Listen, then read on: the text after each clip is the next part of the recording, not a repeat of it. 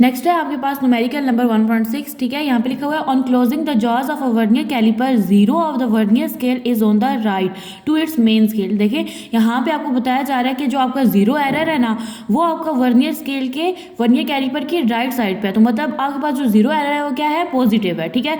तो यहाँ पे आपको डिवीजन्स भी बताई गई हैं जो कि कितनी है, 4 डिवीजन है, ठीक है। आप फिर वर्नियर स्केल और ये कंसाइड कर रहा है with one of the main scale division. आप लोग इन दो चीजें फाइंड आउट करनी है, एक तो जीरो एरर को फाइंड आउट करना है और दूसरा जीरो करेक्शन को। तो चलिए न्यूमेरिकल की तरफ देखिए। तो सबसे पहले हम लोग क्या फाइंड करेंगे, जीरो एरर को। देखिए जीरो एरर क्या होता है कि आप लोगों ने क्या करना होता है, जो जीरो एरर की डिवीजन्स होती है ना उनको आप लोगों ने उसके लीस्ट काउंट से मल्टीप्लाई करना होता है। तो अभी हम लोगों ने न्यूमेरिकल में पढ़ा है कि आपके पास जो डिवीजन्स है वो कितनी है, 4 है, लीस्ट काउंट है आपके पास 0.01 सेंटीमीटर। तो जब इन दोनों वैल्यूज को आप लोग आपस में मल्टीप्लाई करेंगे तो आपके पास आंसर आ जाएगा 0.04 आ जाएगा, ठीक है। ये बन जाएगा आपके पास सेंटीमीटर। तो ये वाली जो चीज़ है ये आपके पास क्या है, जीरो एरर है। जीरो एरर जो था वो किस साइड पे था, राइट साइड पे था। तो यहाँ पे साइन कौन सा आ जाएगा, प्लस का, ठीक है। अब देखिए तो जब आप लोग जीरो करेक्शन को फाइंड आउट करेंगे ना तो जीरो करेक्शन में सिंपली क्या होता है, ये जो प्लस का साइन होता है ये माइनस में चेंज हो जाता है।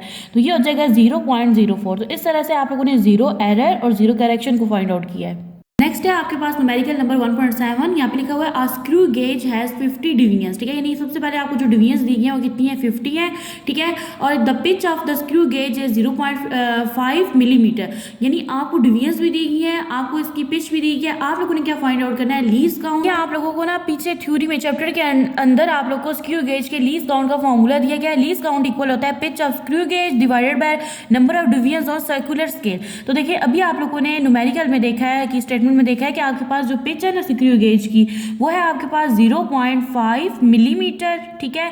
और नंबर ऑफ डिवीजन्स जो है वो आपके पास कितनी है, 50 है, ठीक है।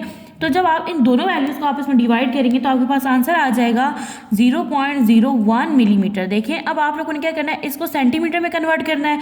तो सिंपली आप लोगों ने क्या करना है, 0.01 जो है ना इसको डिवाइड कर देना है 10 से, ठीक है। तो ये किस पे कन्वर्ट हो जाएगा, सेंटीमीटर में। तो जब आप लोग इसको इस तरह से डिवाइड करेंगे तो आपके पास आंसर आ जाएगा 0.01 सेंटीमीटर। नीचे आप लोग यहाँ रिजल्ट में लिख सकते हैं कि ये आपके पास क्या है, स्क्रू गेज का लीस्ट काउंट है। नेक्स्ट है आपके पास numerical number 1.8 which of the following quantities have 3 significant figures. आप लोगों ने बताना है कि आपके पास 4 क्वांटिटीज हैं, आपने बताना है इनमें से कौन सी जो क्वांटिटी है उसमें 3 सिग्निफिकेंट फिगर्स हैं, ठीक है। तो अब यहाँ देखें तो आपके पास कितने सिग्निफिकेंट फिगर्स हैं, 1 2 3 4 5। तो यहाँ पे आप लोग क्या लिख दोगे, 5 सिग्निफिकेंट फिगर्स हैं। यहाँ पे देखें तो आपके पास 3 सिग्निफिकेंट फिगर्स हैं, ठीक है। किस तरह से, क्योंकि जो जीरोस जो होते हैं ना ये नंबर के लेफ्ट साइड पे आ रहे होते हैं, आप उनको इंक्लूड नहीं करते, वो सिग्निफिकेंट फिगर्स नहीं होते। अब देखिए ये देखिए ना 3 से पहले क्या है, जीरोस है ना, ठीक है।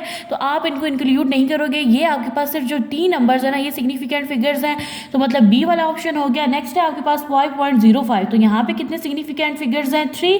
तो ये सी वाला भी है। नेक्स्ट देखिए तो ये आपके पास 301। अब आप लोग लेफ्ट साइड वाले जीरो को इंक्लूड नहीं करते, लेकिन राइट साइड वाले जीरो जो होते हैं वो आपको उनको साथ ही काउंट कर रहे हो।